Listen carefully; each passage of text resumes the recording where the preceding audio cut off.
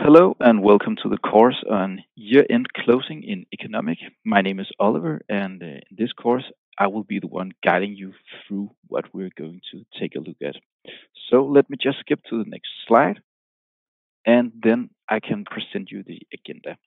But firstly, who am I? I can introduce myself. My name is Oliver, as I said, and I work in the support team here in Economic. This means that I'm one of the supporters you can get in touch with, either through the chat or over the phone if you ever need assistance with something in the program. That was a very brief introduction for me. So now I think we should take a closer look at what we will be discussing in this course. This course is about year-end closing in economic, which is exactly what we're going to delve into. Before I present today's agenda, I would like to mention that there are certain topics I won't cover, such as post entries, the reporting you need to do with SCAT, and accounting rules. We are generally not trained in these subjects, so we'll focus solely on the technical aspect of how the program works. In today's course, we will explore various aspects of year-end closing in economics. We're going to take a look at the closing of the accounting year. So, of course, attempting to close an accounting year, we will examine where this is done and what happens when we close an accounting year. Additionally, I'll show you how economic looks before performing a year-end closing and what to pay attention to, because it provides a good foundational understanding of why this year-end closing is necessary. I will do this by using the chart of accounts as a starting point and explaining how it is affected by year-end closing, both before and after. The same approach will be applied to the report period total. So we're going to look at that when we go to the program later. What are we looking at next? That is our system setup. Then we will delve into the underlying system setup that allows Economic to manage everything related to year-end closing. There are specific system configuration that needs attention assisting the program during the year-end closing. Next up, we're going to look at the cases based on common queries. We will review some cases based on the questions we frequently encounter during the year-end closing period. For instance, scenarios where users may encounter difficulties closing their accounting year. We will explore possible solutions to such situations. And after that, we're going to look at what can we do to how to undo or cancel a year-end closing and what it entails. We'll look into the system's background, processes, and considerations when deciding to cancel a year-end closing. And lastly, we will see how can we create a new accounting year. So what happens from a system perspective and understanding the implications. Cool. So that is what we're going to take a look at the agenda for this course. So let's go to economic. I'll just skip over here to my agreement. So I have already set up my agreement in economic and I have prepared a few things in advance that we'll look at. I have already booked various entries so that we can examine some real numbers and have some data to work with. We start by navigating to settings as we need to go into all settings. I'll just click up here and all settings. So then we're going to see the various options in the left menu. I click to accounting years, and here I can see that all my accounting years are listed. So I'll just go down here, clicking here. Then I can see I have these 4 accounting years. So under status, next to each accounting year, we get a status update, and we can see that several accounting years has been closed. The accounting years with empathy fields under status are the ones that have not been closed yet. It is here under accounting years that we can close an accounting year, cancel a closing, or create a new accounting year. However, there is, of course, some technicality associated with performing a year-end closing, and that is what we're going to take a look at. So we're going to spend some time on this overview to ensure a fundamental understanding of what happens at the system and why it is important to perform this year-end closing. When one forgets to perform their year-end closing in economic, it can lead to some issues, and we will, of course, come back to that.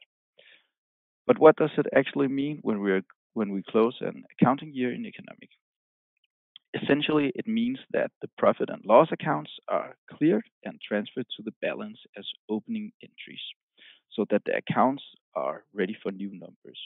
It also means that the number for the year we close are locked and no additions or removals can be made as long as the year is closed.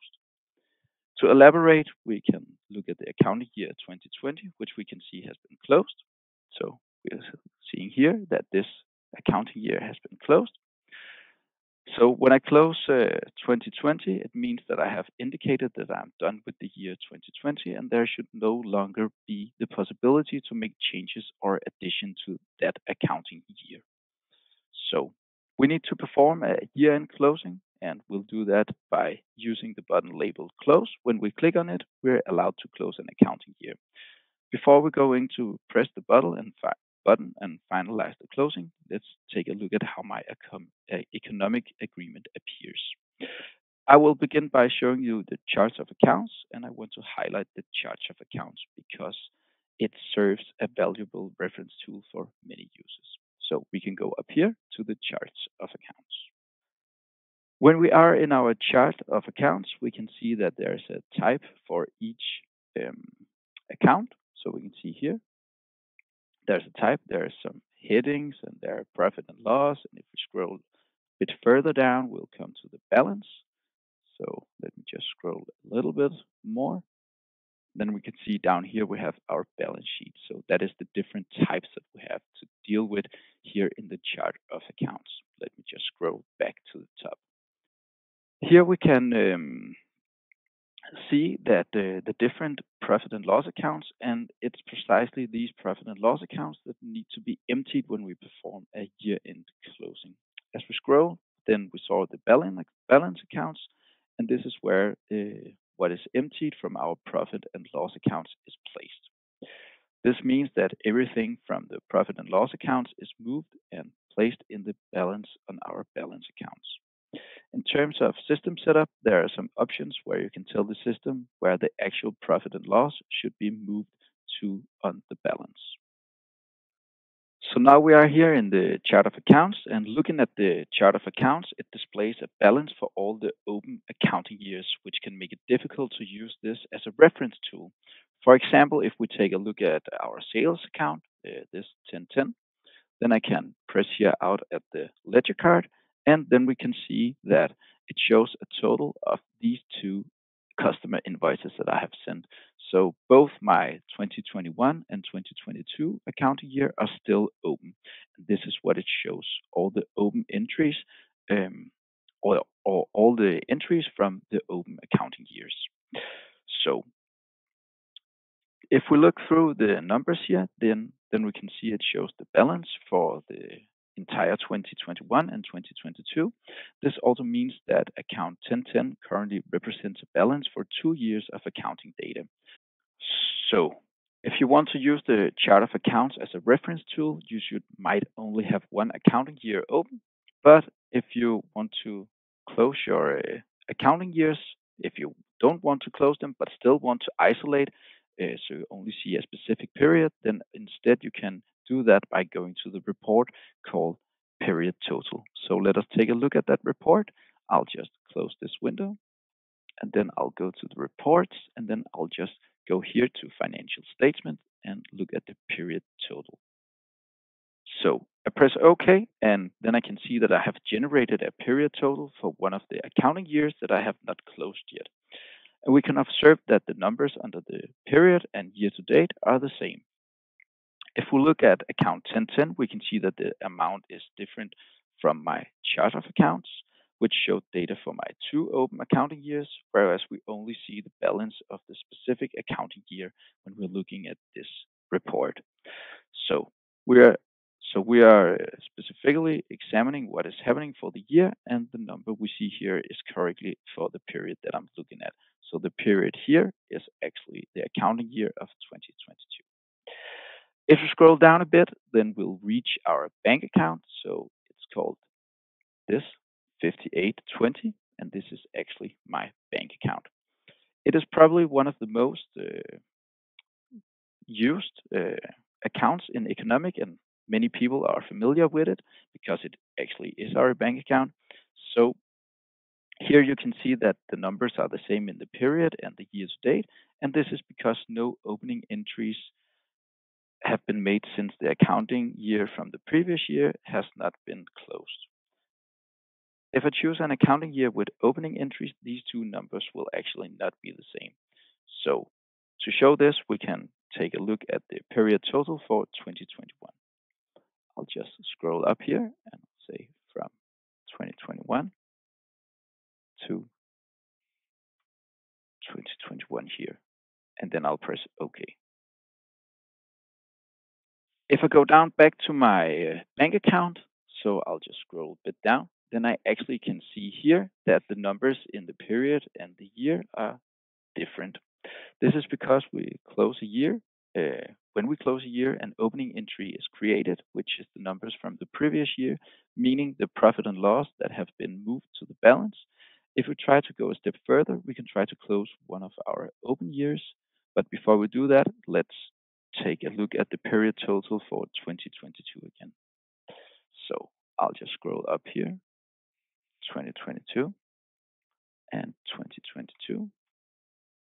Cool. Pressing OK.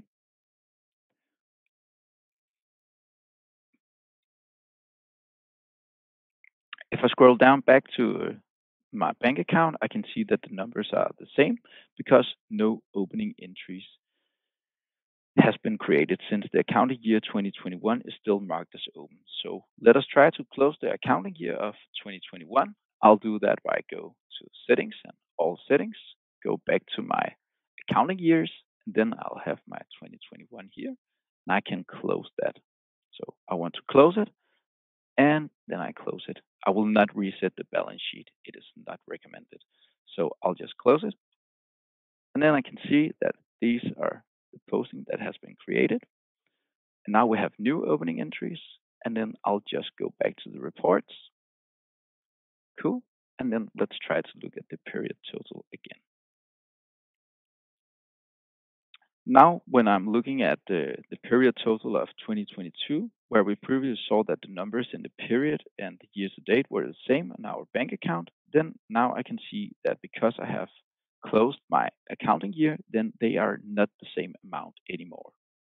Now we can see that a higher number appears in our period than in the year to date. And that is simply because the system has created this opening entry. If we click on the amount, so I'll just click here, then I can see that I have an opening entry. It is created here. So the 1st of January 2022, then this opening entry was created. So if you experience that the numbers are the same for the period and the year to date, and the numbers shown in year to date is not correct, it is often because you have not closed the previous accounting year, and thus the system has not generated opening entries from the previous year. So if in doubt about what happened, you can always click on the amount next to the account. Then you'll get this pop-up where you can see what entries is responsible for making the balance out here. So if we jump back into accounting years, we can see that 2021 is correctly marked as close. So let me just get back, all settings, accounting years.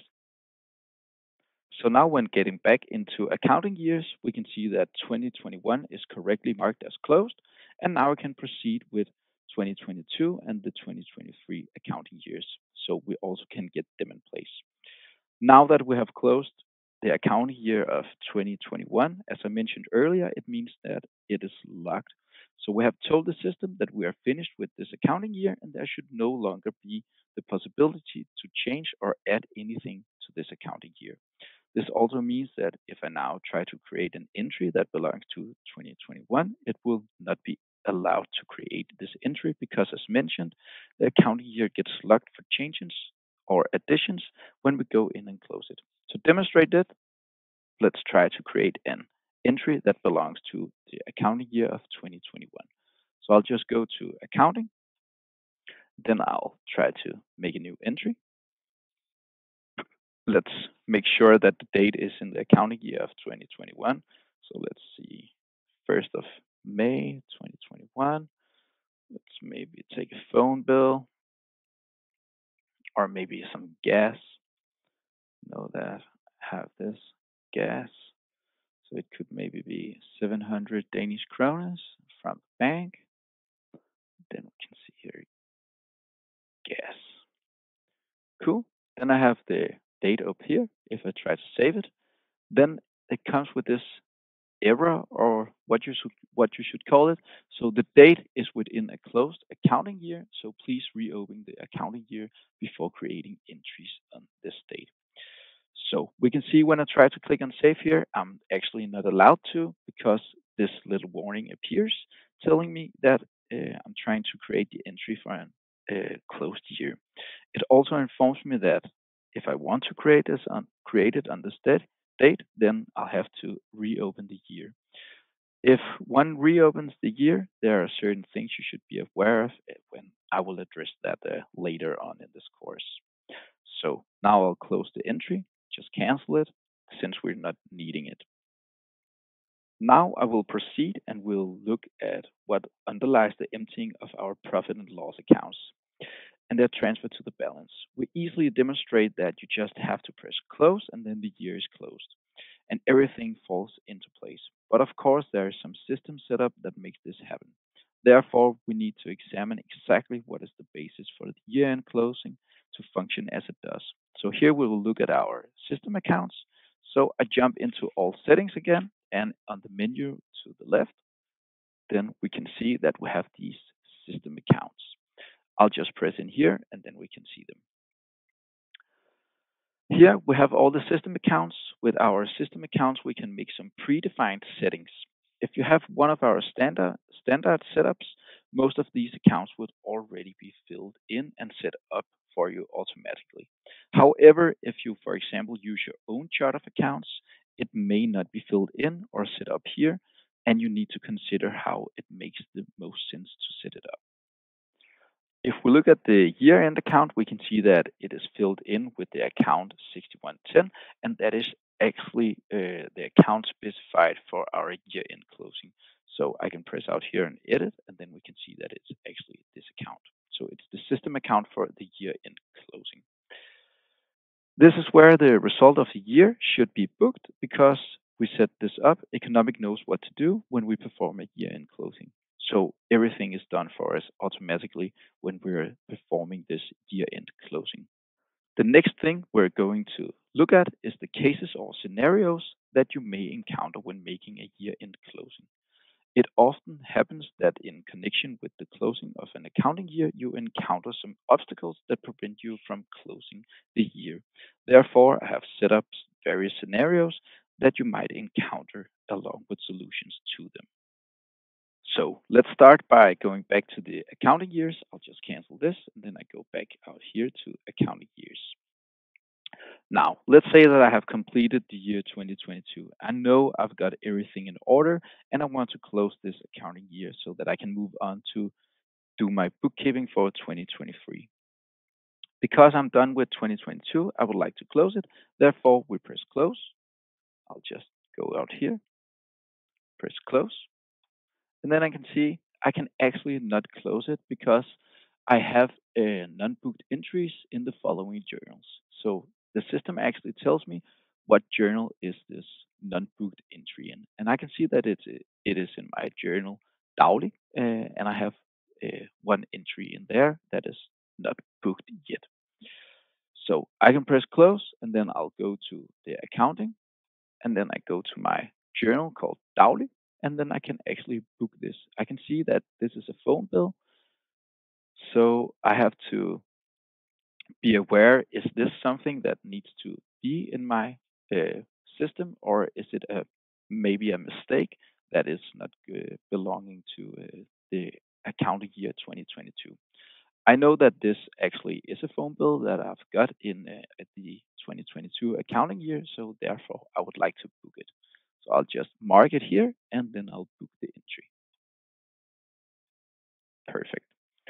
So now let us go back to the accounting years and see if we can close the year now. So I have here all settings, accounting years, then I go back here to 2022, and then I would like to close it. And then I can see there's actually a warning.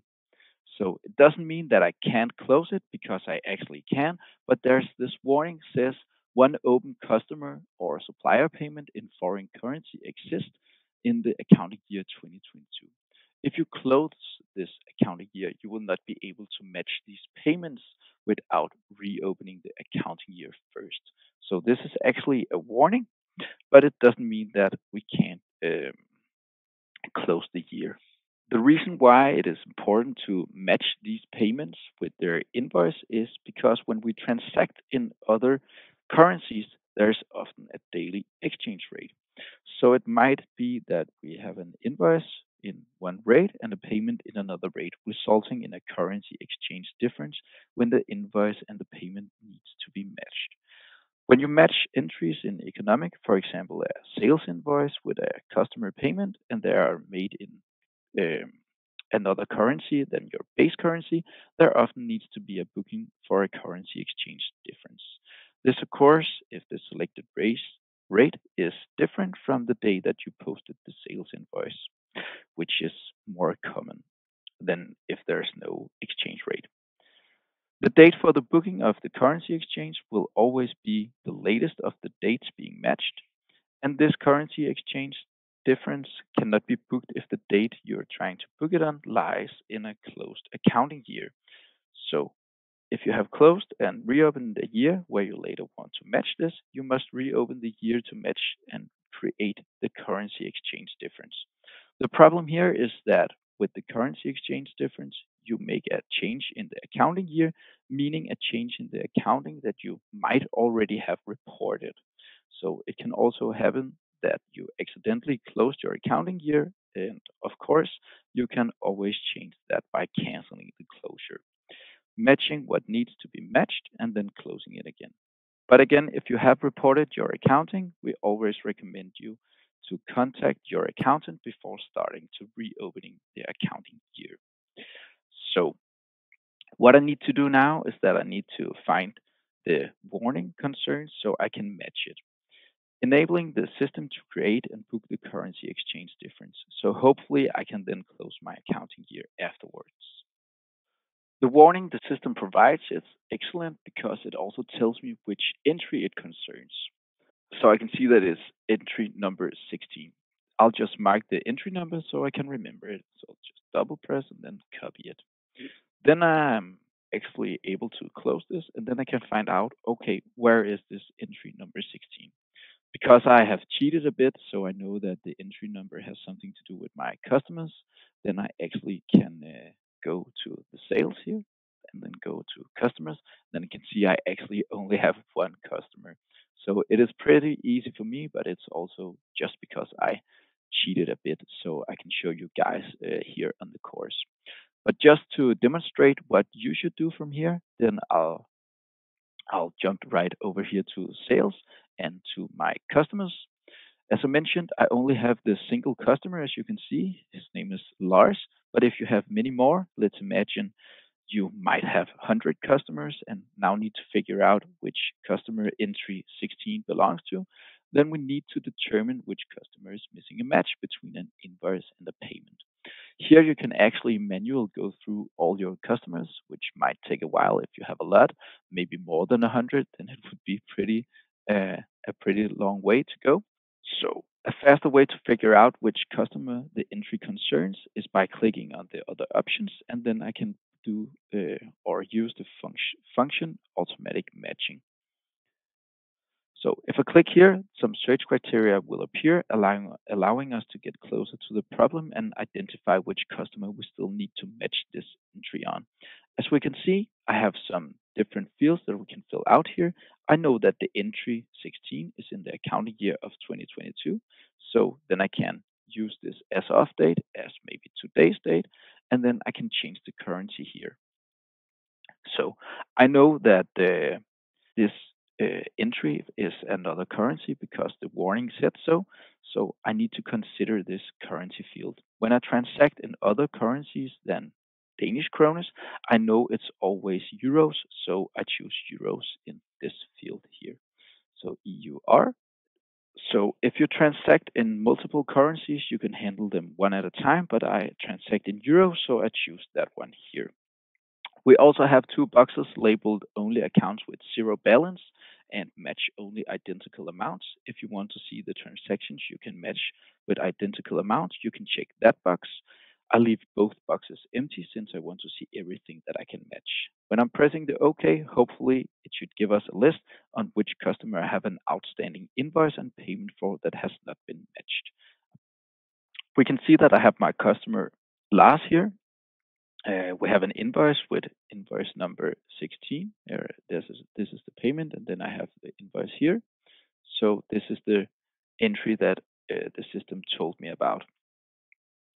I can see that this is the same amount in euros. So far to the right, we can see that amounts converted to Danish kroners, which is my base currency. And here we can also see the currency exchange difference of these 42, almost 43 Danish kroners. This is the currency exchange that the system is warning us against. When I booked the entries, there was a difference in the exchange rates between my invoice and my payment. However, because I haven't matched them with each other, I haven't encountered for the exchange rate difference. And now that is what the system is warning me about. There are two ways to match these. Now I only have one customer, but if you're working with these many, you can press match selected, or you can also press match all. So mark them and then match selected, or you can just match all. There's another method you can use if you don't find this one very practical. With the other method, we can match directly on the customer, and I'd like to demonstrate that. If you want to match directly on your customers, it's a good idea to note which customer it concerns. I know that this concerns my customer Lars, so I go back to customers and find my customer Lars and press on the icon open entries. So back to my customers, finding Lars, and then I can press this icon open entries. Here we can see that we have our invoice and our customer payment. One thing we often hear in the support is that users can't find entries to match. This is often due to looking at the wrong currency. So the currency normally is set to Danish kroners, and if I try to switch the currency up here to DKK, then I can see that I have no matches. So therefore, when matching entries in a different currency on your customer, you need to make sure that you have selected the correct currency. Now I just choose euros again, then I'll see my open entries. And now I want to match my customer payment with my invoice. So I select both entries and click on select or match selected and then OK. Now I have matched them, and thus we have also created the currency exchange difference that the system warned me about. Now we should be able to go back to close the accounting year of 2022. So let me just go back to accounting years in all settings. And then I can try to close 2022 again. I'll just close it here and close. Then there's also another error. So it says that a new accounting year must be created before the current accounting year can be closed. This is necessary to allow the balances of the balance sheet accounts to transfer to the new accounting years. So, and I now click back to accounting years, then just creating a new accounting year for the 2023. Then I'll just save it, and then I'll try to close my accounting year of 2022 again. So close, and then close. So here we can see that it presents us with a list showing what has happened. We can observe that our profit and loss accounts has been emptied, and we can now see the new opening entries that have been created.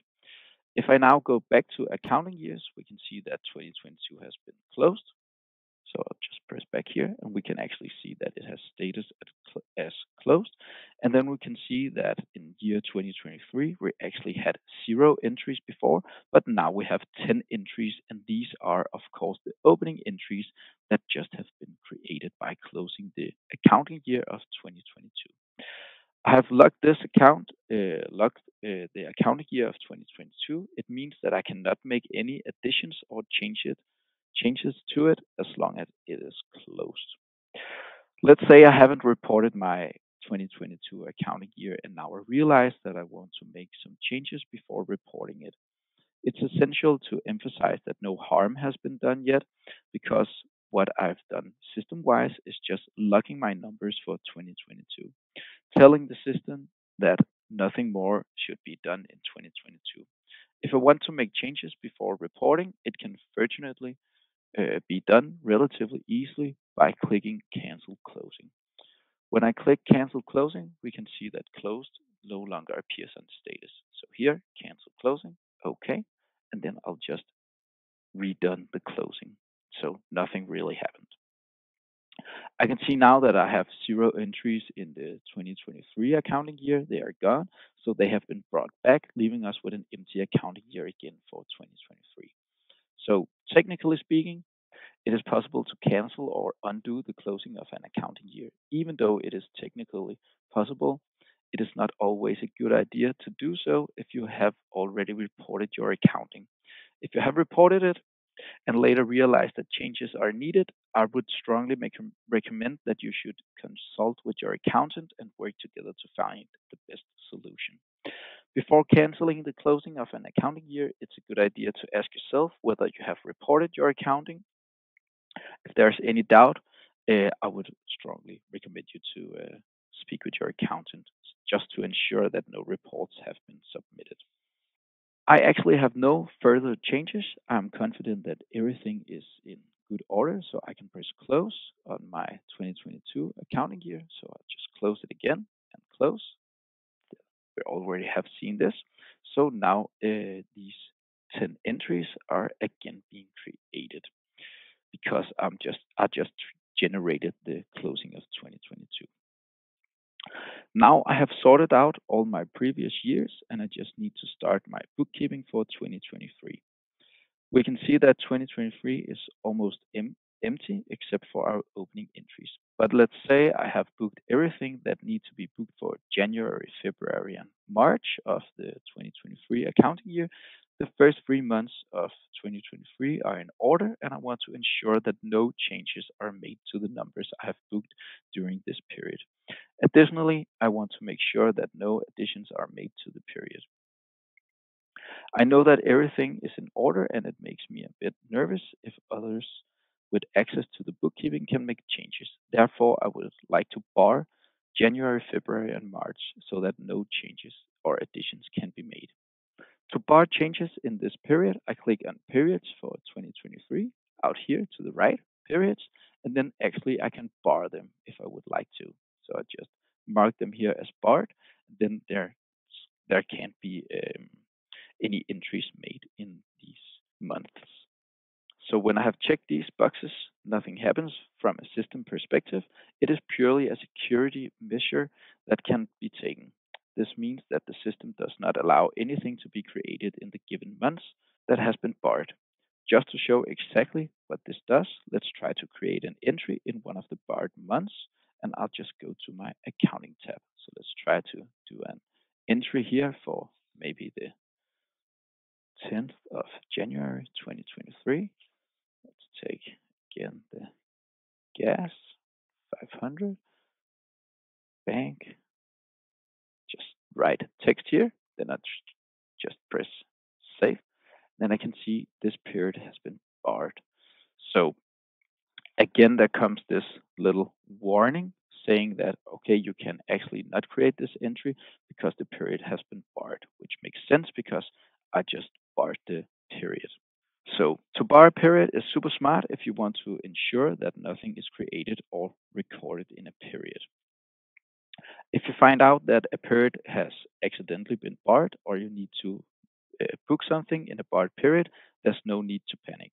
You can quickly undo this on a period in the same place where we barred it. So if we go back to all settings, counting years, go back to 2023, I can just unmark these so they aren't barred anymore.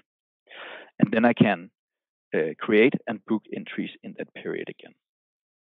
At the turn of the year, many wish to separate the two accounting years to avoid confusion, but how can this be done most effectively? So here it can be advantageous To create or rename your journals, dedicating them to a specific accounting year, you can create or rename journals by selecting Journals in the menu. So I'll just go here to Journals.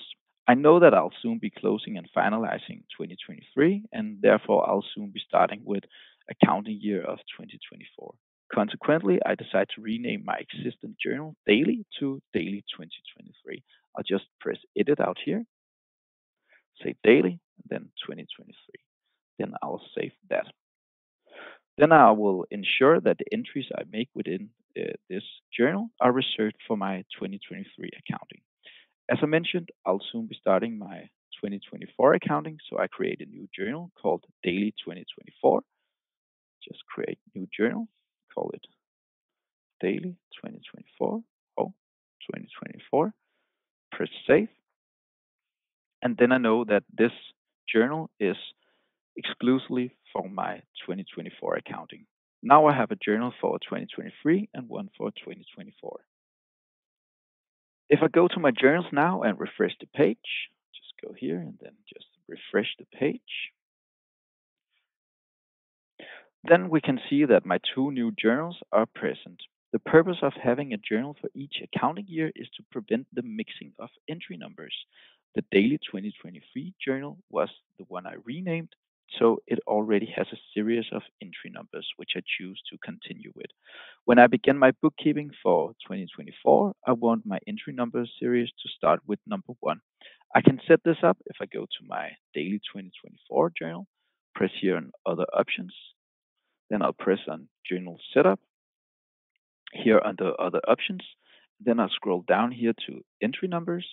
Then I can say next number should be number 1, minimum number should be number 1, and maximum number should be maybe 10,000.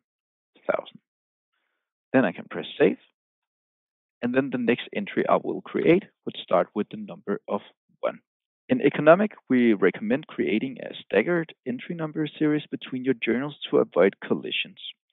Once I have created a journal for 2023 and one for 2024 with staggered entry number series, I ensure that my entry numbers do not overlap in 2023. I can continue with my current entry number series, and when I start to book in 2024, it begins with the entry number of 1. I can always delete a journal or change the name of a journal to fit my needs. It is important to emphasize that deleting a journal does not affect existing booked entries. So, for example, I go into delete my 2023 journal when I'm completely done with 2023 bookkeeping. It doesn't impact the bookkeeping that already has been done. It only affects the availability of the journal itself. With that said, we have reached the end of this course, and that's all I had to tell you guys about the year-end closing in economic. If you need help or have any questions about what we have covered in this course, please feel free to contact us at the support. I'll just skip to the slide, then we can see here. Thank you for today. And if you have any questions, please don't hesitate to contact our support.